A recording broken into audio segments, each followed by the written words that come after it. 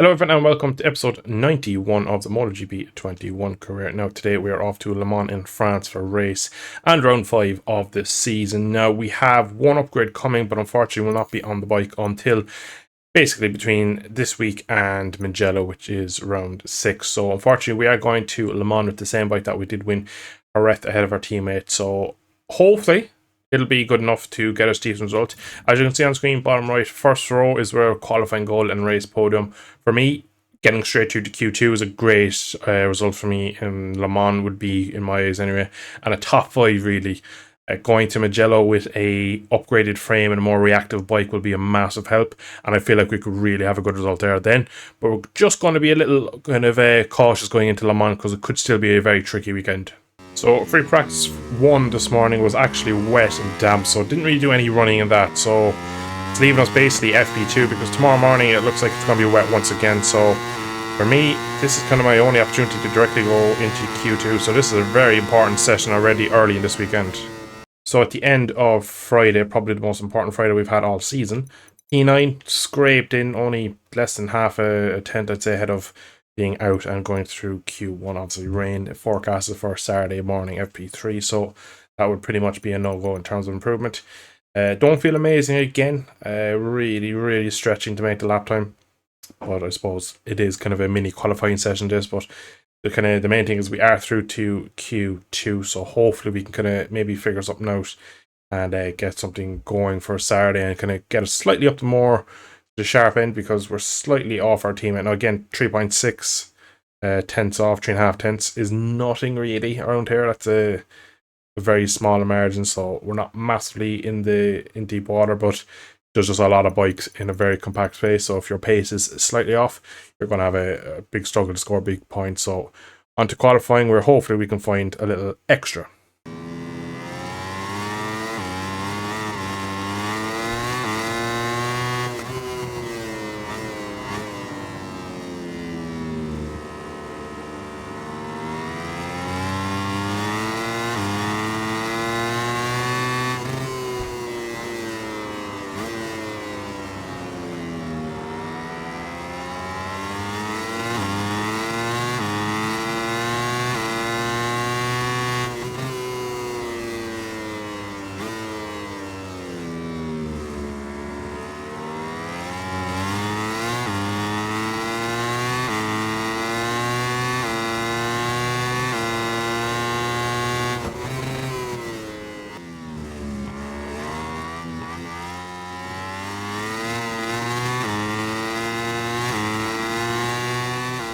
So we found a nice chunk of time in Q2, really focused, and a small bit of playing around with electronics just got me the extra kind of 2.5 tenths that I needed to get me right into the sharp end. Thankfully, front row ahead of a good couple of Ducatis, ahead of Zarco and Bagnaia, who's on the front row next to me.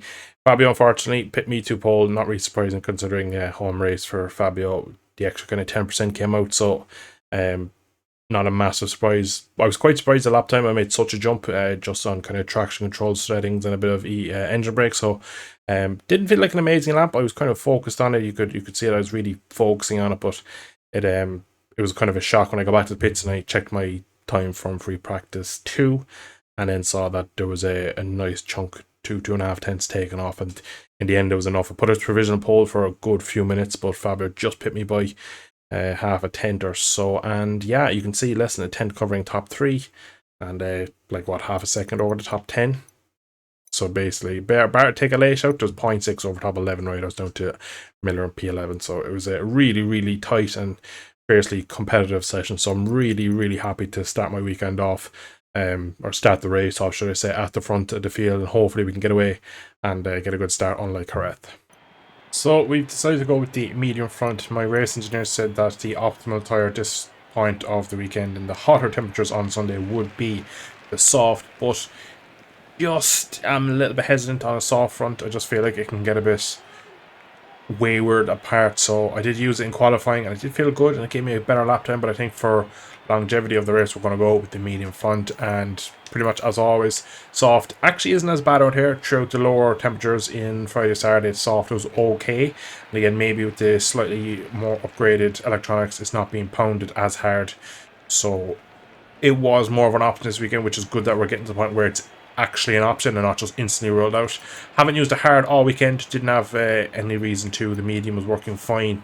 And to be honest, again, unless it's extreme heat, you don't really want the hard that much, so medium it is once again. So it's a medium, and a small setup change to the rear of the bike for the race, just to improve, hopefully, consistency in braking, because it is something I was struggling with throughout the weekend. But the fact we've gotten a good start position, we should be on for a good race.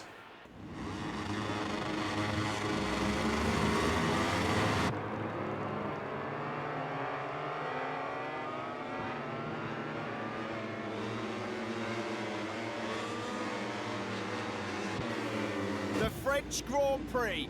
The riders are spread out on the grid. The light will soon go out, and the Le Mans race will begin.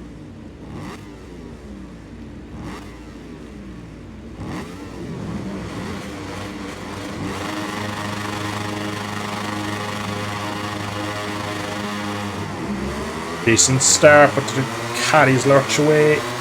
Just don't seem to get the drive off the start, which is quite annoying. We'll be brave around the outside into turn 1. So we go, so we hold a decent position. But it feels very heavy immediately in the race. A crash further back. But again, we've lost position to start, so still struggling to start. So it looks like that's probably more of a bike issue than me, but we'll see as the bike gets developed throughout the season. Again, running a slightly untested setup in today's race, so will be a quarrel of that as well.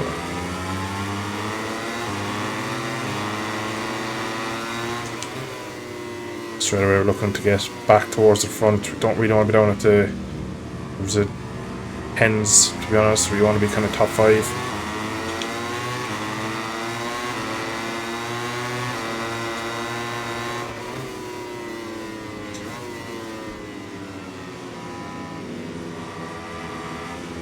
For the inside of Maverick, previous race winner in 2017, when the battle between him and his teammate at the time, Valentino Rossi, went down to this corner on the last lap.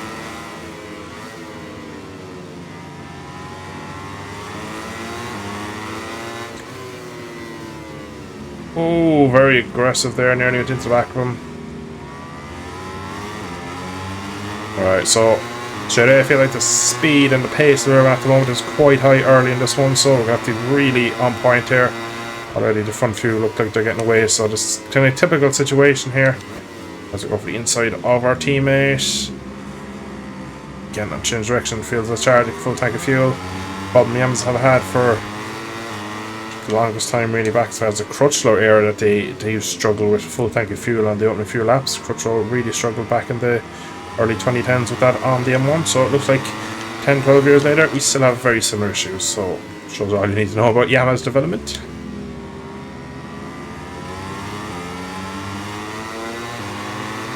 And that good run on Maverick. Sammy goes a touch defensive. Need to be careful though, because we have Marquez behind, and right on cue. He definitely will play a part if we don't pick up a bit of speed here. I feel like straight away we're losing a lot of time to Quattro. Not surprising at his home race really, but nonetheless we do kind of need to clear these guys, because I feel like the KTM ahead is going to really hold us up. I believe that is Oliveira.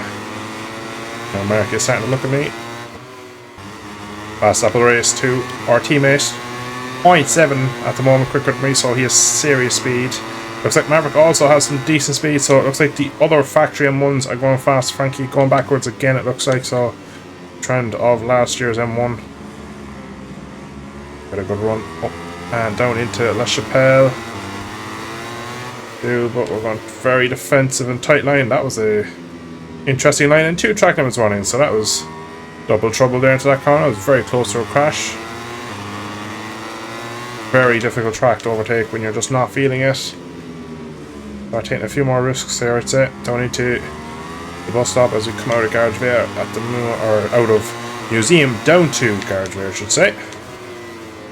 It's really a good opportunity to overtake, but easily to make a mistake as well through there. Got a great run, so the KTM look like isn't at the races on Sunday today, so it should be our first decent overtake of the race, and it is. Still Still just can't get over the feeling maybe the setup has just slightly hampered the rideability and the agility of this M1, because it just feels a bit lazy on me today, which is a bit of a disaster really. It just feels very heavy through these changes of directions. Gonna switch back here on Frankie. Again, we get to drive. But for a very aggressive move through there, and in fairness, I'm very surprised you managed to pull that down. That was super, super tight between me and the Brazilian. Next up on the hit list is our other factory teammate, Maverick.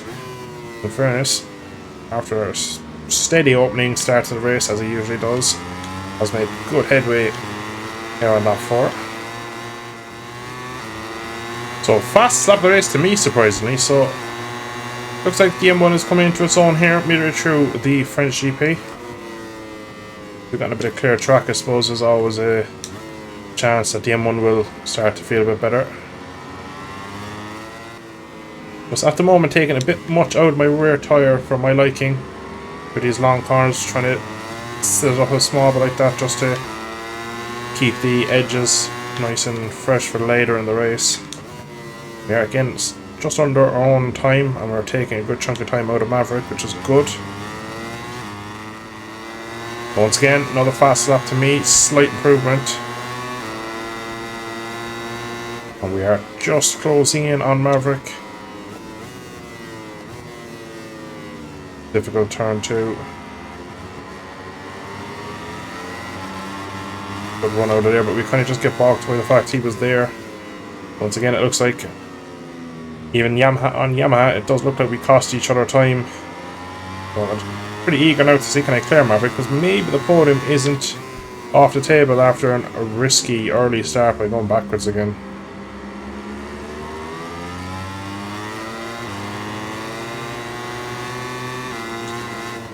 The luck, but we're just not getting out of that corner. Enough speed, really. Oh, he's a moment on the curb. That should give us the run. And it does. But that is us up in 2P5. With lots of issues through here all weekend. Don't feel very fast through there, no matter what I've done to the bike. Not a fast slap, almost as fast as my P2 on the grid qualifying time. So we are moving here in the latter parts of this race. Don't know what I can achieve yet. Still 3 full laps to go, and the front was on the move there. Warning that at any moment this race could be done. Fast lap of the weekend for me. That's pretty much what Quadraro did in qualifying. So we are finding lap after lap pace here in Le Mans. Brilliant feeling, really. Like an interesting line through turn 1, but we close right up to the back of the 2 Pramac Ducatis. Zarco and Martin stand in my way between me and a podium in France. Not a warning, gotta be careful of that. Just got too close to the back of the Pramac there, and I just couldn't really see the curb. So, penultimate lap here. Kind of want to get a move on. Try to get these moved on, because they're not going to be easy to overtake, these two. Whereas now we're starting to just move. You can just see now a couple of mistakes coming that we're trying a bit harder. Last lap. Let's go. Maximum attack now against Zarco. Maybe a surprise move into turn 1.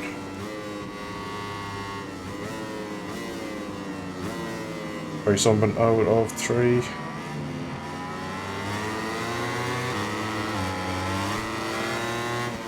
If we look down into the Chapelle, such a tricky overtake to pull down.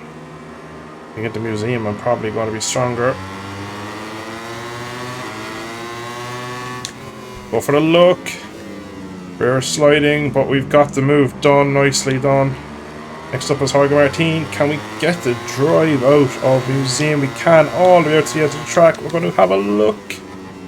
We're drifting, but he closed the door last second. I go touch wide because of it. Unfortunately, there was contact, but he just tried to close the door when I was there, and that was resulting in him kind of going wide, unfortunately. Looks like that will be a podium in the bag as we go very deep into the most critical chicane. And that's Jorge Martin back up the inside. Yes, it is. And contact again. He goes to touch deep. Can we get across his nose? Can, but it's going to be tight in this last couple of corners. Trying to defend best I can. But I reckon we've done it. I reckon we have done it. Yes, we have. Podium on the last lap. That was a brilliant race. While the riders enjoyed the acclaim of the fans on their victory lap, let's take a look at the final ranking of today's race. So P3 in the end, to be honest, didn't really have the consistency of my team, and I was the fastest man in the end over the race, but just opening 4 laps, I'm going to say, it just cost me. In the end, we finished 2.2 off, so we took time back as the race went on, and again, it shows that we have great late race pace. The issue is we just seem to go backwards off the start. We get roughed up on the opening lap. The bike doesn't feel amazing in the opening lap, so we're a bit of a late bloomer in terms of the race, so it's going to be tough to beat him throughout the season if we're going to continue this sort of form, but the bike is definitely starting to feel a bit more like my own. Setup change was better. I maybe slightly over heavy on it and made too much of a change. I think a small change going into Mugello might help a bit further in terms of being just more consistent on the opening laps. I think changing the setup probably gave me the extra speed, but it just took me 3 or 4 laps to get my head around it and understand it, and that's probably was the difference. But then again, if I ran the normal setup, I probably wouldn't have been on the podium. So in the end, a pretty solid result of P3 at a track that I felt I might struggle with is a brilliant result. That puts us up into P2 in the championship, up 3 positions. We're ahead of our teammate Maverick Vinales, behind our other teammate Fabio Quartararo. So at the moment, top 5 in championships, all inline 4s. You wouldn't see that today anymore. 39 points between me and Quartararo, and also 39 for Maverick to Quartararo. So it's a very good start for Fabio at the moment, winning his home race, almost 100 points on the board already. It's going to be tough to take 39 points back, but we're going to have to give it a good go. It's a positive result, but it's also true that this rider could have gone further today. It's definitely a result which bodes well for future races. So that is where we're going to leave it today for today's episode. It was a brilliant result in the end at a tough weekend. Once again, probably not the quickest of the one lap, but just late race pace is where we're king at the moment. So work to do though, because we can't really keep coming from lower on the grid or mid race and stuff like that. We can't really do the Rossi of coming back late on and trying to win races. We really need to be there to give ourselves less work to do, and I think we can do it. It's a matter of really just starting the races better. I think as each weekend goes on, we know a little bit more about the bike, and of course going to Mugello we'll have a new frame to try, so I'm really eager. That might help me with the opening few laps, so it's going to be a really interesting Mugello GP next time out. So that is where we're going to leave it. If you have enjoyed, drop a like down below, subscribe to see more, leave a comment, and I should catch you all in the next episode at Mugello. Thanks for watching. Slán go fóill.